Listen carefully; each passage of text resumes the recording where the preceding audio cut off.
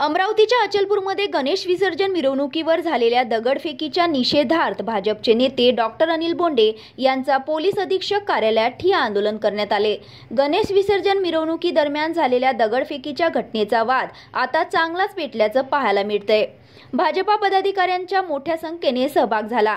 अचलपूरच्या दगडफेकीच्या घटनेवरील अनिल बोंडे आक्रमक झाले। हल्लेखोरांना कठोर कारवाई करा, अनिल बोंडे यांची पोलीस अधीक्षकांकडे मागणी करण्यात आली।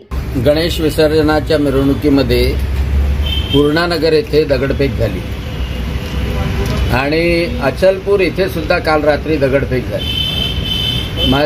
मी पोलीस एसपींना विचारायसाठीच आलो की संपूर्ण जिल्ह्यामध्ये मोहम्मद पैगंबरांच्या जन्मदिवसाच्या ईदीनिमित्त मिरवणुकी निघाल्या।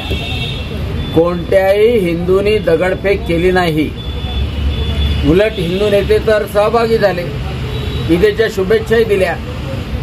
मग कोणत्याही हिंदूंनी दगडफेक केली नाही, अडचण आणली नाही, कोणता असंतोष दाखवला नाही।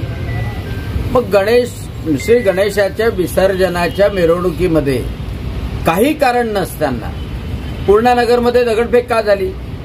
अचलपूरमध्ये तर दगडफेक झाली आणि एवढंच नाही तर दगडफेक करून पूर्ण दंगल करण्याची तयारी, म्हणजे पूर्ण शस्त्रास्त्र, तिखटाचं पाणी सगळं लोकांनी पाहिलं डोळ्यांनी। म्हणजे नदीमध्ये हजार लोक उतरले गणेशोत्सवाच्या मिरवणुकीवर दगडफेक करण्याकरता।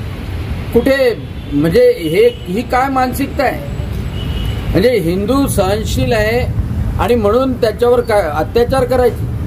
आणि म्हणून एसपींना भेटायला आलो की या गुन्हेगारांना तातडीनं पकडा, नाही तर मग निश्चितपणे आम्ही गणेशोत्सवाच्या मिरवणुका आमच्या पद्धतीनं काढू।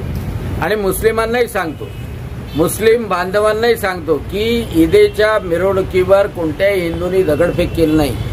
तुमच्यापैकी कोणी हे दंगे भडकवणारा जर असेल तर त्याच्यावर तुम्हीच नियंत्रण ठेवा। या देशात आपण राहतो आहे तर सन्मानानं, सौजन्यानं, शांततेनं राहण्याकरता गणेश विसर्जनावर दगडफेक करून शांतता राहणार नाही।